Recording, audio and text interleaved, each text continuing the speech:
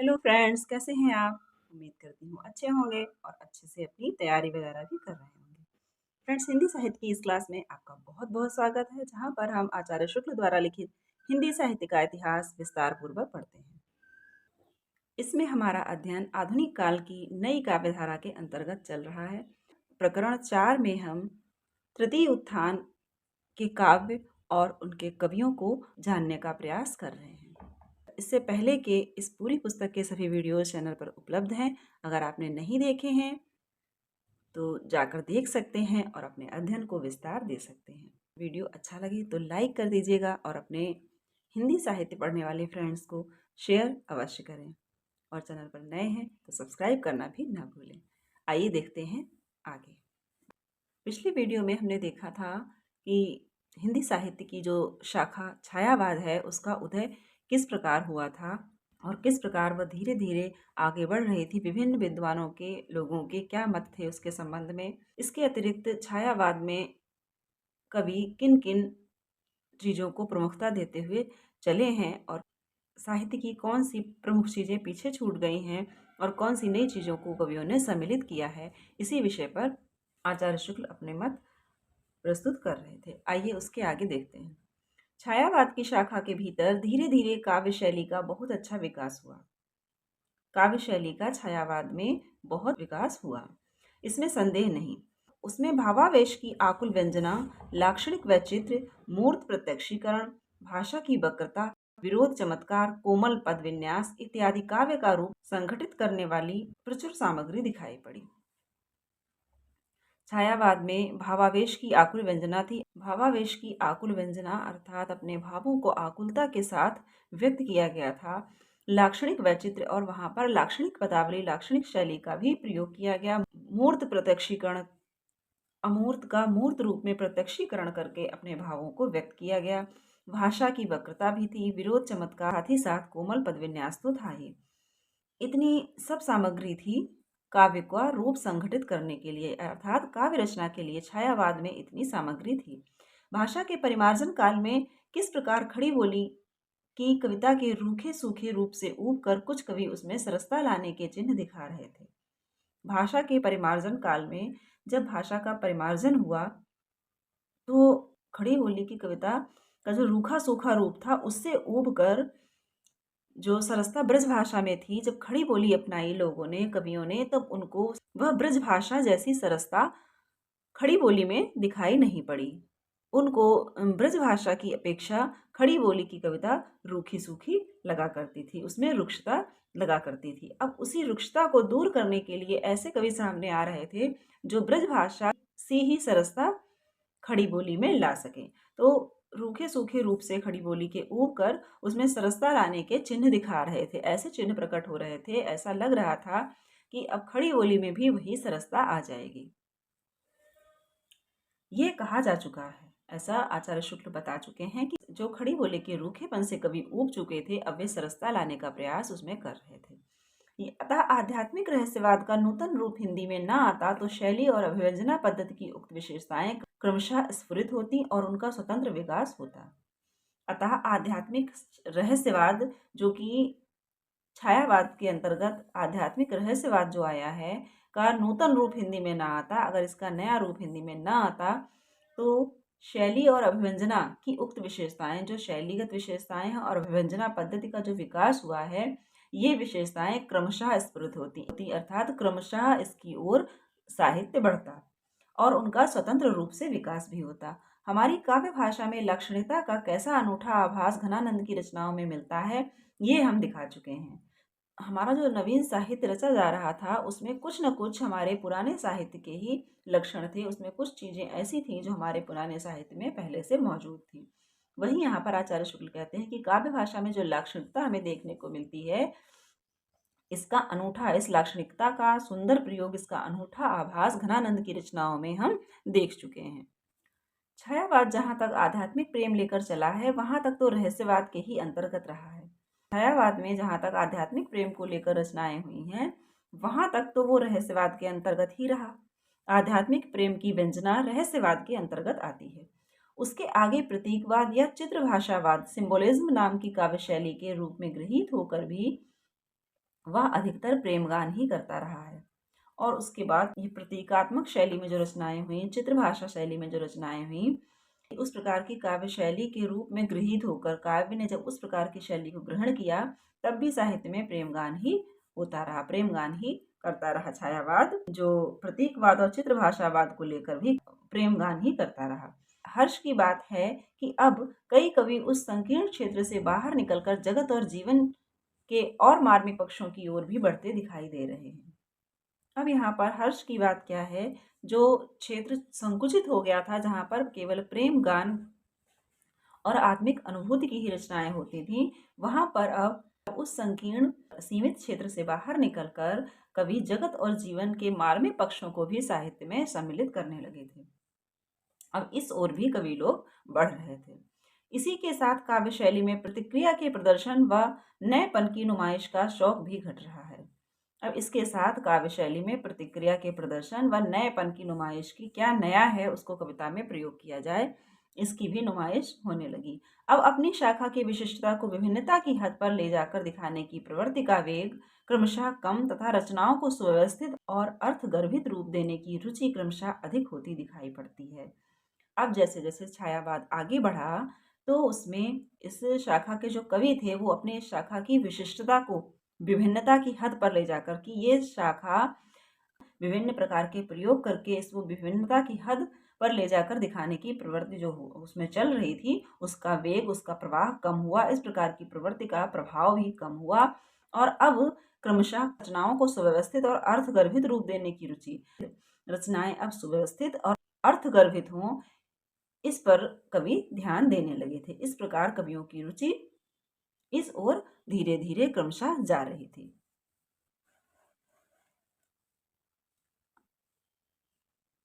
स्वर्गीय जयशंकर प्रसाद जी अधिकतर तो विरह वेदना के नाना सजीले शब्द पथ निकालते तथा लौकिक और अलौकिक प्रणय का मधुगान ही करते रहे। पर इधर लहर में कुछ ऐतिहासिक व्रत लेकर छायावाद की चित्रमयी शैली को विस्तृत अर्थभूमि पर ले जाने का प्रयास भी उन्होंने किया। स्वर्गीय जयशंकर प्रसाद जी अधिकतर विरह वेदना के नाना सजीले शब्द पथ निकालते रहे। पहले की इनकी रचनाएं रही हैं, उसमें प्रसाद जी विरह वेदना आदि के सजीले पथ ही निकालते रहे, लौकिक और अलौकिक प्रणय का मधुहान करते रहे। इन्होंने प्रणय को ही अधिकतर वर्णित किया, चाहे वो लौकिक हो या अलौकिक हो। पर इधर लहर में कुछ ऐतिहासिक व्रत लेकर छायावाद की चित्रमयी शैली को विस्तृत अर्थभूमि पर ले जाने का प्रयास भी उन्होंने किया। परंतु बाद में लहर नामक जो उनकी रचना है, उसमें कुछ ऐतिहासिक व्रत लेकर और छायावाद की चित्रमयी जो शैली थी, उसको विस्तृत अर्थभूमि पर ले जाने का प्रयास भी किया है।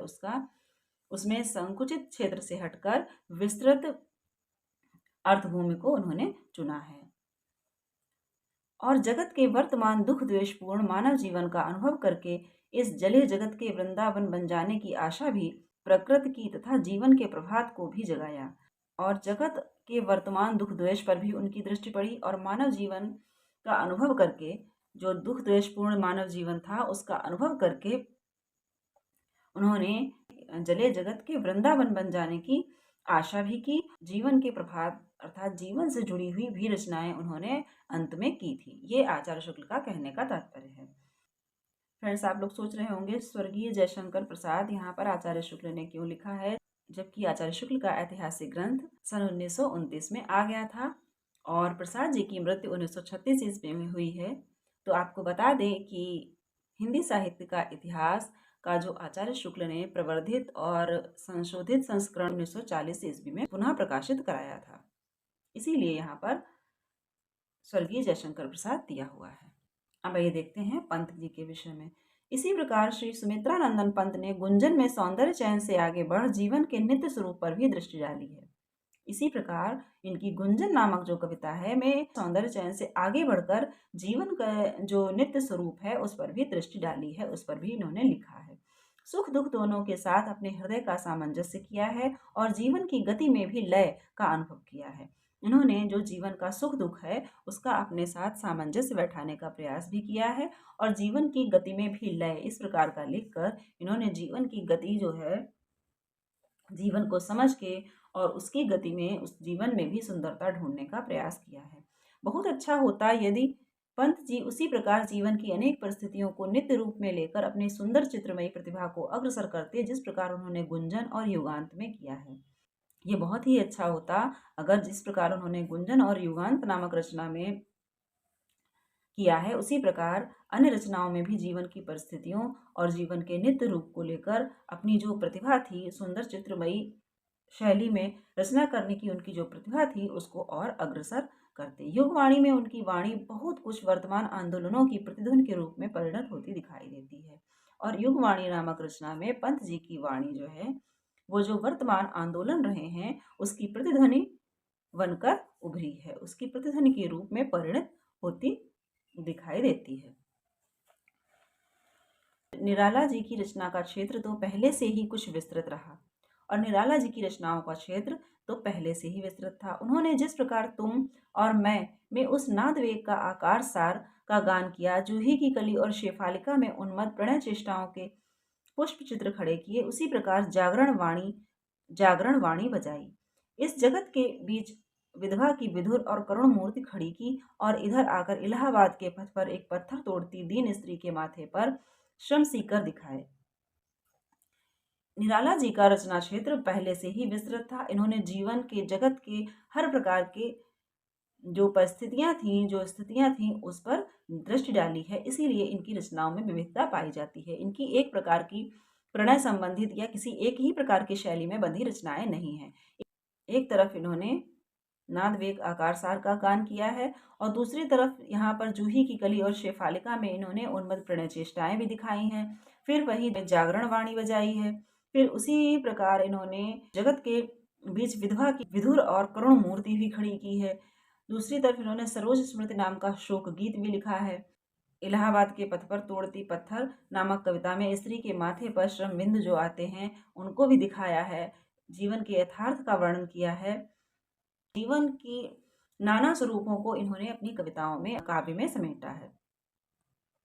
सारांश यह कि अब शैली के वैलक्षण द्वारा प्रतिक्रिया प्रदर्शन का वेग कम हो जाने से अर्थभूमि के रमणीय प्रसार के चिन्ह भी छायावादी कहे जाने वाले कवियों की रचनाओं में दिखाई पड़ रहे हैं।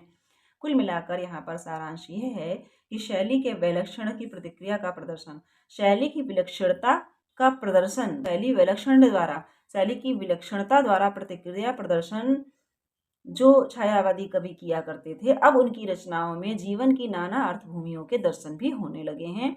जीवन जगत की स्थितियों का भी वर्णन वे करने लगे थे। इधर हमारे साहित्य क्षेत्र की प्रवृत्तियों का परिचालन बहुत कुछ पश्चिम से होता है। हमारे जो साहित्य क्षेत्र की प्रवृत्तियां हैं, उनका परिचालन बहुत कुछ पश्चिमी क्षेत्र में होता है। जैसा अंग्रेजी साहित्य में चलन वाद प्रवाद चलता है, उसका असर यहाँ पर काफी हद तक आता है, और उसी के अनुरूप यहाँ पर रचनाएं होने लगती हैं। कला में व्यक्तित्व की चर्चा खूब फैलने से कुछ कवि लोक के साथ अपना मेल न मिलने की अनुभूमि की बड़ी लंबी चौड़ी व्यंजना कुछ मार्मिकता और कुछ फक्कड़पन के साथ करने लगे हैं। कला में व्यक्तित्व की चर्चा खूब फैलने से कुछ लोक के साथ अपना मेल न मिलने की अनुभूमि की बड़ी लंबी चौड़ी व्यंजना कुछ मार्मिकता, कुछ उसमें मार्मिकता का समावेश और कुछ फक्कड़पन के समावेश के साथ करने लगे हैं। व्यक्तित्व चर्चा जब खूब चली, तब कुछ कवि अपने आप को साबित करने के लिए कि लोक से उनका मेल नहीं मिलता है और वे कवि की कोटि में ही आते हैं, इसको साबित करने के लिए लंबी चौड़ी व्यंजनाएं करने लगे, जिसमें कुछ मार्मिकता और कुछ फक्कड़पन भी था। भाव क्षेत्र में असामंजस्य की इस अनुभूति का भी एक स्थान अवश्य है। भाव क्षेत्र में जो असामंजस्य की अनुभूति है, ये इसका भी अपना एक स्थान है, पर यह कोई व्यापक या स्थायी मनोवृत्ति नहीं है। परंतु ये कोई व्यापक और स्थायी मनोवृत्ति नहीं है। हमारा भारतीय काव्य उस भूमि की ओर प्रवृत्त रहा है जहां जाकर प्रायः सब हृदयों का मेल हो जाता है। और हमारा भारतीय काव्य किस प्रकार रहा है? वो ऐसी भूमि की ओर जाता है जहां पर आकर सभी हृदयों का, सब प्रकार के हृदयों का मेल हो जाता है। वह सामंजस्य को लेकर अनेकता में एकता को लेकर चलता है, और सामंजस्य की जहां तक बात है, वो अनेकता में एकता को लेकर चलता है, असामंजस्य को लेकर नहीं। इस प्रकार के असामंजस्य को लेकर हमारा साहित्य नहीं चलता है, जिस प्रकार पाश्चात्य शैली पर लोग कहने लगे थे। उपर्युक्त परिवर्तनवाद और छायावाद को लेकर चलने वाली कविताओं के साथ साथ दूसरी धाराओं की कविताएं भी विकसित होती हुई चल रही हैं।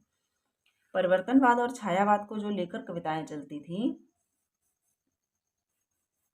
उसके साथ ही साथ दूसरी धाराओं की कविताएं भी विकसित होती हुई चल रही हैं। द्विवेदी काल में प्रवर्तित विविध वस्तु भूमियों पर प्रसन्न प्रवाह के साथ चलने वाली काव्यधारा सर्वश्री मैथिली शरण गुप्त, ठाकुर गोपाल शरण सिंह, अनूप शर्मा, श्याम नारायण पांडे, पुरोहित प्रताप नारायण, तुलसीराम शर्मा दिनेश इत्यादि अनेक कवियों की वाणी के प्रसाद से विविध प्रसंग, आख्यान और विषय लेकर निथरती तथा प्रौढ़ और प्रगल्भ होती चल रही है।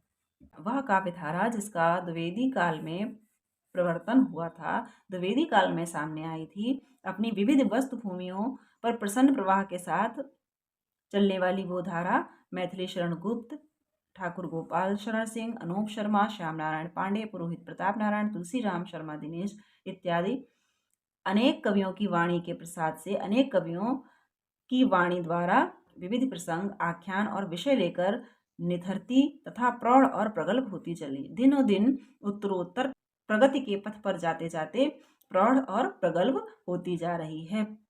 दिनों दिन वह कविता परिमार्जित होती जा रही है, जिसका प्रवर्तन द्विवेदी युग में हुआ था और इन कवियों द्वारा जिसको आगे बढ़ाया जा रहा है। उसकी अभिव्यंजना प्रणाली में अब अच्छी सरसता और सजीवता तथा अपेक्षित वक्रता का भी विकास होता चल रहा है। और उसकी अभिव्यंजना में अब जो उसकी अभिव्यंजना प्रणाली थी, जो भावों को व्यक्त करने की जो शैली थी, उसमें अच्छी सरसता, सजीवता और जहाँ पर अपेक्षित है वहाँ वक्रता का भी विकास होता चल रहा है। यद्यपि कई वादों के कूद पड़ने और प्रेम गान की परिपाटी लव लिरिक्स का फैशन चल पड़ने के कारण अर्थभूमि का बहुत कुछ संकोच हो गया और हमारे वर्तमान काव्य का बहुत सा भाग कुछ रूढ़ियों को लेकर एक बंधी लीक पर बहुत दिनों तक चलता रहा। कई वादों के जो कि कहाँ से आए थे, जो पश्चिम से आए थे, अर्थात पाश्चात्य साहित्य से जो वाद आए थे अपने वहां कूद पड़े, तो उनसे क्या हुआ, इससे हमारी कविता बंध सी गई, प्रेम गान की परिपाटी सी चल पड़ी और इस फैशन के चल जाने के कारण हमारा जो वो काव्य था वो उसकी अर्थभूमि संकुचित हो गई, वो संकुचित हो गया और जो जीवन जगत के नाना स्वरूपों का वर्णन था वो कम हो गया। और हमारे वर्तमान काव्य का बहुत भाग कुछ रूढ़ियों को लेकर, कुछ एक आध रूढ़ियों को लेकर ही, जैसे कि प्रेम गान ही, किसी वाद में प्रेम गान ही चल पड़े, किसी में कुछ चल पड़ा, तो इस प्रकार से विविधताओं भरा हमारा साहित्य था वो संकुचित हो गया। फिर भी ऐसी बंधी संकुचित लीक पर बहुत दिनों तक चलता रहा, परंतु आप जानते हैं कि परिवर्तन प्रकृति का नियम है, तो कोई भी बात, कोई भी जो शैली होती है बहुत दिनों तक नहीं चल पाती है। इसीलिए जो संकुचित धारा थी इसमें भी परिवर्तन हुआ, परंतु कुछ दिनों तक हमारा साहित्य इस पर चला। फिर भी स्वाभाविक स्वच्छंदता, ट्रू रोमांटिसिज्म के उस नूतन पथ का ग्रहण करके कई कवि चले, जिसका उल्लेख पहले हो चुका है। फिर भी स्वच्छंदतावाद जो था, स्वाभाविक स्वच्छंदतावाद जो था, उसका जो नूतन पथ हिंदी साहित्य में कवियों ने प्रवर्तित किया था, उस पर भी कई कवि चले जिनका उल्लेख हो चुका है। पंडित राम नरेश त्रिपाठी के संबंध में द्वितीय उत्थान के भीतर कहा जा चुका है, पंडित राम नरेश त्रिपाठी द्वितीय उत्थान के भीतर इस प्रकार की कविता कर चुके हैं। तृतीय उत्थान के आरंभ में मुकुटधर पांडे की रचनाएं छायावाद के पहले किस प्रकार नूतन स्वच्छंद मार्ग निकाल रही थी, ये भी हम दिखाए हैं। जो मार्ग श्रीधर पाठक जी ने प्रारंभ किया था द्विवेदी युग में, द्वितीय उत्थान में पंडित राम नरेश त्रिपाठी उस पर चले और तृतीय उत्थान में मुकुटधर पांडे की रचनाएं भी इसी प्रकार की थीं, जो स्वच्छंद मार्ग धीरे धीरे निकाल रही थी। मुकुटधर जी की रचनाएं नरेतर प्राणियों की गतिविधि का भी राग रहस्यपूर्ण परिचय देती हुई स्वाभाविक स्वच्छंदता की ओर झुकती मिलेंगी। मुकुटधर पांडे जी की जो रचनाएं हैं, ये मानवों की गतिविधियों के साथ साथ नरेतर जो प्राणी हैं उनकी भी गतिविधियों का राग रहस्यपूर्ण परिचय देती हुई स्वाभाविक स्वच्छंदता की ओर चलती हैं। प्रकृति प्रांगण के चर अचर प्राणियों का रागपूर्ण परिचय, उनकी गतिविधि पर आत्मीयता व्यंजक दृष्टिपात, सुख दुख में उनके साहचर्य की भावना, ये सब बातें स्वाभाविक स्वच्छंदता के पदचिन्ह हैं। प्रकृति प्रांगण के चर अचर प्राणियों का, प्रकृति के प्रांगण में जो भी चर अचर प्राणी हैं उनसे रागपूर्ण परिचय, उनकी गतिविधि पर आत्मीयता व्यंजक दृष्टिपात और उनके सुख दुख में उनके सहचर बनना, उनके साथ साहचर्य की भावना, ये सब स्वाभाविक स्वच्छंदतावाद के पथ चिन्ह हैं। स्वाभाविक स्वच्छंदतावाद के पथ पर चलने वाली रचनाओं में इस प्रकार की प्रवृत्तियां पाई जाती हैं। सर्वश्री सिया राम शरण गुप्त सुभद्रा कुमारी चौहान, ठाकुर गुरुभक्त सिंह, उदय शंकर भट्ट इत्यादि कई कवि विस्तृत अर्थभूमि पर स्वाभाविक स्वच्छंदता का मर्म पथ ग्रहण करके चल रहे हैं। सियाराम शरण गुप्त, सुभद्रा कुमारी चौहान, गुरुभक्त सिंह, उदय शंकर भट्ट कई कवि ऐसे हैं जो स्वाभाविक स्वच्छंदतावाद की इस व्यापक और विस्तृत अर्थभूमि को ग्रहण करके चल रहे हैं। वे न तो केवल नवीनता के प्रदर्शन के लिए पुराने छंदों का तिरस्कार करते हैं, न उन्हीं में एक बारगी बंधकर चलते हैं। वे नवीनता लाने के लिए न तो पुराने छंदों का तिरस्कार करते हैं और न उन्हीं में एक बारगी बंधकर चलते हैं। वे ना तो पुराने छंदों में बंधे ही हैं और ना ही उनका तिरस्कार किया है। वे प्रसंग के अनुकूल परंपरागत पुराने छंदों का व्यवहार और नए ढंग के छंदों तथा चरण व्यवस्थाओं का भी विधान करते हैं। वे जहाँ पर जैसा प्रसंग होता है उसके अनुरूप परंपरागत छंदों का भी प्रयोग करते हैं, उसका भी व्यवहार करते हैं तथा नए छंदों की चरण व्यवस्थाओं अर्थात नए छंदों का भी प्रयोग अपने साहित्य में करते हैं प्रसंगानुसार। व्यंजक चित्र विन्यास, लाक्षणिक वक्रता और मूर्तिमत्ता, सरस पदावली आदि का भी सहारा लेते हैं। वो व्यंजक चित्र विन्यास का, लाक्षणिक वक्रता और मूर्तिमत्ता और सरस पदावली इन सभी का भी सहारा लेते हैं, पर इन्हीं बातों को सब कुछ नहीं समझते। ये जो छायावाद में जिन चीज़ों की प्रमुखता रही है वे भी स्वच्छंदतावादी कवि भी इनका सहारा लेते हैं, परंतु वे केवल इन्हीं बातों को सब कुछ नहीं समझते हैं। यही शुद्ध छायावादी और स्वच्छंदतावादी कवि में अंतर है। वो छायावादी प्रवृत्तियों को अपनाते हुए भी स्वच्छंद क्यों रहता है? क्योंकि वो सभी काव्य शैलियों, परंपरागत छंदों, सभी प्रकार के छंदों को प्रसंगानुसार प्रयोग करता है। वो जो छायावादी प्रवृत्तियां हैं, जो शैली है, उसी को सब कुछ नहीं समझता। एक छोटे से घेरे में इनके प्रदर्शन मात्र से वे संतुष्ट नहीं दिखाई देते हैं। एक छोटे से घेरे में इनके प्रदर्शन से जो ये चित्र विन्यास, लाक्षणिक वक्रता, मूर्तिमत्ता आदि है, इसमें बंधना क्या है? एक घेरे में कैद होना। इसके एक घेरे में ही इनका प्रदर्शन करने से वे संतुष्ट नहीं दिखाई देते। उनकी कल्पना इस व्यक्त जगत और जीवन की अंतर्वीथियों में हृदय को साथ लेकर विचरने के लिए आकुल दिखाई देती है। उनकी कल्पना इस व्यक्त जगत, जो ये व्यक्त जगत है और जो जीवन की अनंत वीथियां हैं, जीवन के जो अनंत रास्ते हैं, उन पर हृदय को साथ लेकर, उन पर वो विचरते तो हैं परंतु हृदय को साथ लेकर, जीवन की अनंत वीथियों में हृदय को साथ लेकर विचरने के लिए आकुल दिखाई देती है। उनकी कल्पना सीमित नहीं रहना चाहती है, एक छोटे से घेरे में कैद नहीं रहना चाहती है। वो जीवन की नाना विविधताओं को देखना चाहती है, उसके नाना रास्तों पर चलना चाहती है, परंतु हृदय को साथ लेकर। ये फ्रेंड्स यहाँ से इम्पोर्टेंट है। कथन पूछा जा सकता है, उनकी कल्पना इस व्यक्त जगत और जीवन की अनंत वीथियों में हृदय को साथ लेकर विचरने के लिए आकुल दिखाई देती है। ये कथन किसके लिए कहा गया है और ये कथन किसका है? तो ये स्वच्छंदतावादी कवियों के लिए, स्वाभाविक स्वच्छंदता के पथ पर जो चले थे उन कवियों के लिए आचार्य शुक्ल ने कहा है और ये आचार्य शुक्ल का कथन है, ये तो आप जानते ही हैं। तो ये आप इम्पोर्टेंट लगा लीजिए। फ्रेंड्स, आज यहीं तक, इससे आगे देखेंगे अगले वीडियो में। आपको वीडियो अच्छा लगा हो तो लाइक कर दीजिएगा, शेयर कर दीजिएगा और चैनल को सब्सक्राइब करना तो बिल्कुल भी ना भूलें, क्योंकि आपके अध्ययन संबंधी सामग्री यहाँ पर उपलब्ध होती रहेगी। मिलते हैं अगले वीडियो में, तो स्वस्थ रहिए और मन लगाकर पढ़ते रहिए।